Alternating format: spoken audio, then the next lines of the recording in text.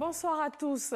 Les acteurs de la vie sociale et économique ont aussi présenté leurs vœux au chef de l'État ivoirien. Pour cette nouvelle année, ils s'engagent à soutenir le gouvernement dans ses efforts de développement et aussi d'amélioration des conditions de vie des Ivoiriens. Dans le domaine de la défense, du changement du côté des forces spéciales, le nouveau commandant a été installé ce matin à la base située à Adiaké, sud-est de la Côte d'Ivoire. Il a reçu le drapeau de l'unité des mains de son prédécesseur, le général de division Doumbia Lassina. Le couvert forestier ivoirien est menacé de disparition, les forêts classées encore plus. À cause notamment de la richesse de la flore, de la faune et du sol, les 2/3 de l'espace réservé aux forêts classées ont été détruits par les défrichements illégaux, le sciage ou encore l'orpaillage.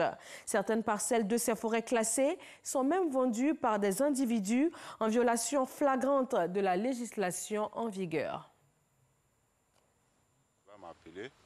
Il me dit que non, il y a des gens qui viennent, qui veulent 10 hectares.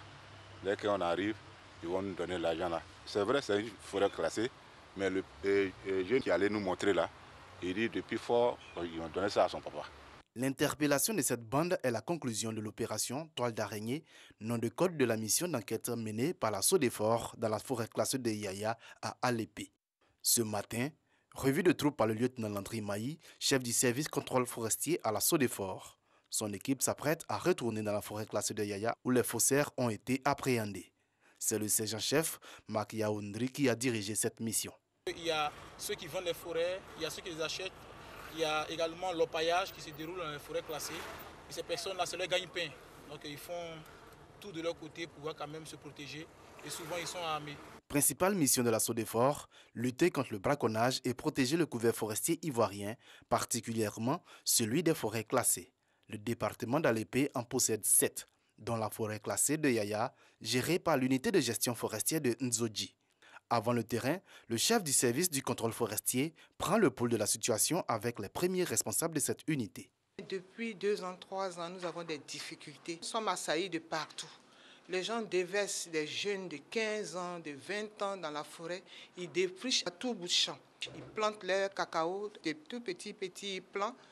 À vue d'œil, vous n'arrivez pas à distinguer des herbes de partout. Sur les 23 879 hectares que compte la forêt classée de Yaya, ce sont plus de 4 000 hectares qui ont été détruits. L'opération du service contrôle était de mettre la main sur une des têtes de ce réseau. Les agents se sont fait passer pour des acheteurs de parcelles pour vous montrer au moins les défrichements qui sont faits en forêt classée. C'est un phénomène vraiment récurrent et c'est un fléau. Direction, la forêt classée de Yaya, à une quarantaine de kilomètres d'Alépé.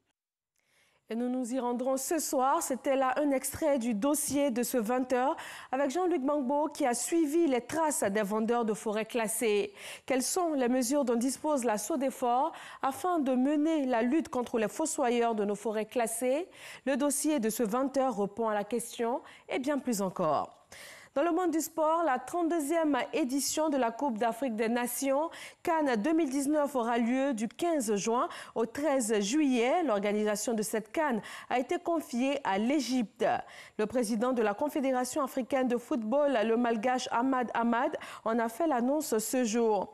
Il s'est adressé à la presse au sortir de la réunion du comité exécutif de l'instance dirigeante du football africain à Dakar, au Sénégal. La Cannes 2021 sera organisée par le Cameroun et celle d'après par la Côte d'Ivoire. On reste à Dakar où le Ballon d'Or africain 2018 sera connu ce 8 janvier lors des CAF Awards. L'attaquant égyptien de Liverpool, Mohamed Salah, déjà consacré lors de l'édition précédente, fait figure de favori. Il est face à son compère sénégalais de Liverpool, Sadio Mané, et au buteur gabonais d'Arsenal, Pierre-Emerick Aubameyang. Direction Madagascar, la Haute Cour constitutionnelle a validé ce mardi la victoire de l'ancien chef de l'État, Andry Rajoelina, à la présidentielle. Tous les recours de son opposant, Marc Ravalomanan, ont été rejetés.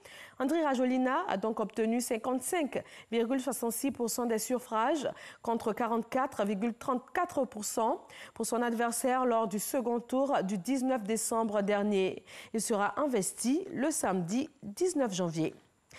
Et c'est tout pour ce Flash Info. On vous retrouve avec grand plaisir à 20h pour plus d'informations sur RTI 1. Retrouvez tout de suite l'info régionale.